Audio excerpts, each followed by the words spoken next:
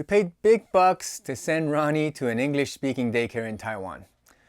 But his educators were all non-native speakers.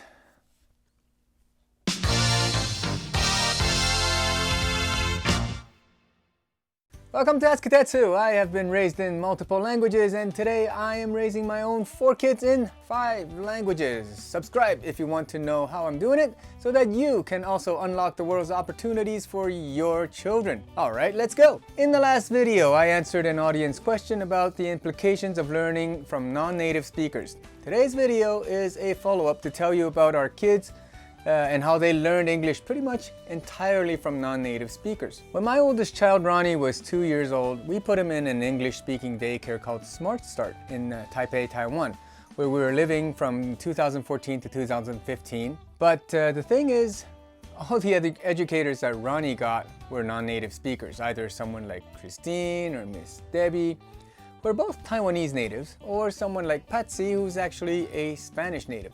I mean, there were also a few true native speakers out there, but Ronnie simply didn't get any of those educators. So to give you a feel of the type of non-native accent he was hearing on a daily basis, let me show you a clip of Miss Cherry, Ronnie's first educator at Smart Start. Papa! Hey! Papa! Hey.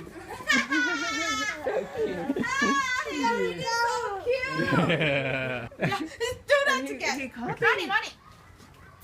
So cute! It's really so cute! Then let's play. He always do with me, you know? Hello!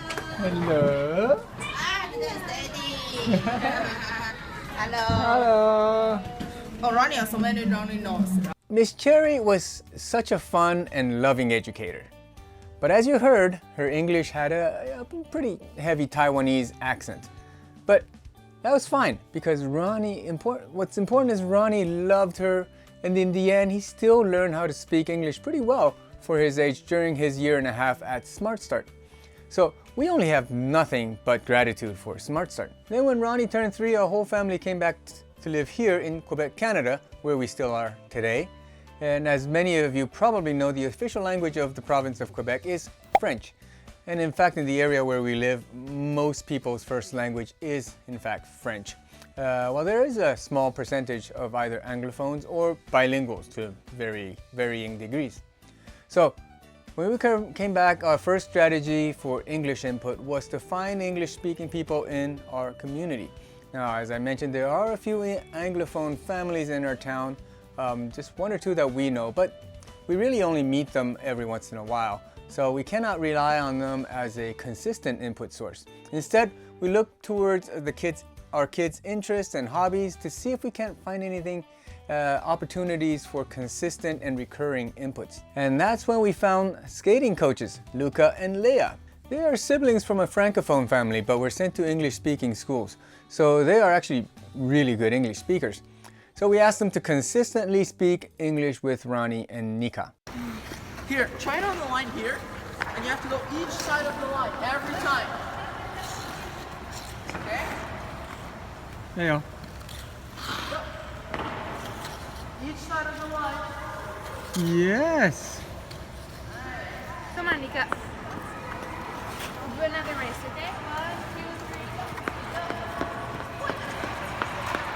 Then there's Leslie Ann, Nika and Akila's horseback riding coach, who is also a Francophone, but she speaks excellent English. Are you ready to bring up Ash? Okay, you take my spot. Remember? One hand on the bottom, one hand here. So these are all examples where we build in elements of language learning into the kids' interests and hobbies. Something I call CLAP, for Contextual Language Acquisition Philosophy. I talk about this in detail in my book, Pampers to Polyglots, 7 Ideas for Raising Multilinguals Like Me. So if you are interested, the link will be in the description. Now, another idea that I discuss in that book is to bring people who speak the target language into your home. So in this case, English. For example, in 2016 to 2017, we had a Danish girl called Caroline who came to live with us as an au pair, who are basically live-in nannies, and she was in charge of speaking exclusively English with the kids. What does the cow say? Moo. Ooh. Does the cow have any friends? Nika. Nika is a friend of the cow? No. What about the, I can't remember what it's called. It says, Pig. there's a pig. Then in 2017 and 2018, we had this handsome young man called Ruben, who came to live with us also as an au pair. This one is tough. Oof. But just for just a bit I won. Huh? Just by this little lucky shot I have. And I win. So you notice his accent? That's because he's actually from Mexico. At the time, we actually had another Mexican au pair who was speaking Spanish to the kids, so we had Ruben take care of English. So sure, he does have a little accent and makes grammar mistakes every once in a while, but otherwise his English was generally good. At the very least, we thought it was more than enough to teach the little kids. You see, for some reason it was difficult to find native-speaking au pairs to come to Canada. Maybe Quebec is not exotic enough for English speakers, even though it's a French province. And in 2019, we finally ran out of luck with English-speaking au pairs, so we tried something new. Now we became host parents to a high school exchange student. But again, we were unable to get a native English speakers, but instead we got a girl from Switzerland called Nora. She played the role of a wonderful English-speaking big sister to our kids. Are you playing the guitar like this? Yeah. And can you play the piano to this song?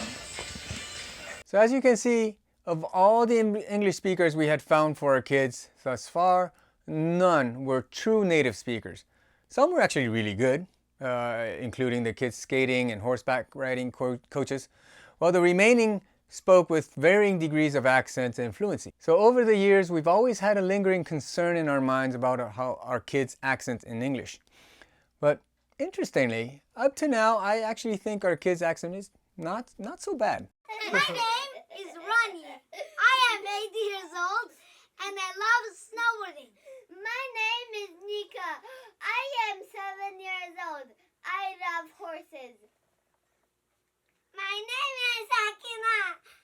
I am 4 years old. I love Paw Patrol. Yay! Yes, I realize that their accent is not perfect, but of the 5 languages that they speak, English being the language that they have the least exposure to, I think they speak with a pretty decent accent and natural fluidity. And this is considering their age and the fact that most monolinguals in any of the 4 other languages, that's Mandarin, Japanese, French, and Spanish, would probably have a pretty characteristic accent. So the question then is, what is allowing them to pick up this good accent? And if you think the answer is me, then you are wrong. For those of you who have been following me for a while, you know that we follow the OPAL method strictly. That's one person, one language. And I take care of Mandarin, which means I never speak to my kids in English. Now here's a video describing our extreme OPAL if you want more insights into how we raise our kids in 5 languages. So I'll ask again, what is correcting our kids' accents? Now let me show you this press release on a scientific publication from the University of Leicester with what I think is the answer written right in the title. New research shows that watching television can be a factor in accent change. And a little further down in the text it says, the study also concluded that simply being exposed to television is not sufficient to cause accent change. For someone's speech to alter, they need to regularly watch the show and become emotionally engaged with the characters. I think all this makes perfect sense, as our kids watch most of their TV in English. And I don't think you need any convincing that when kids watch TV, they are always 100% engaged with the story and the characters. And yes, as parents, of course, we try to limit TV consumption to reasonable levels, but at the same time, we also don't demonize it too much either, since we now believe that TV contributes significantly to normalizing our children's accents in English. Anyway, I'll link up a previous video that I made which goes into much more detail about using television as a legitimate strategy for learning languages and what other experts in the field think about it. What do you think? Well, let me know in the comments below. And if you want to see other videos where I talk about different concepts and strategies in raising our multilingual kids, well, check out the playlist over there in that corner. And if you want to see clips of my kids speaking different languages, check out the playlist right down below this window. Otherwise, I'll see you in the next video.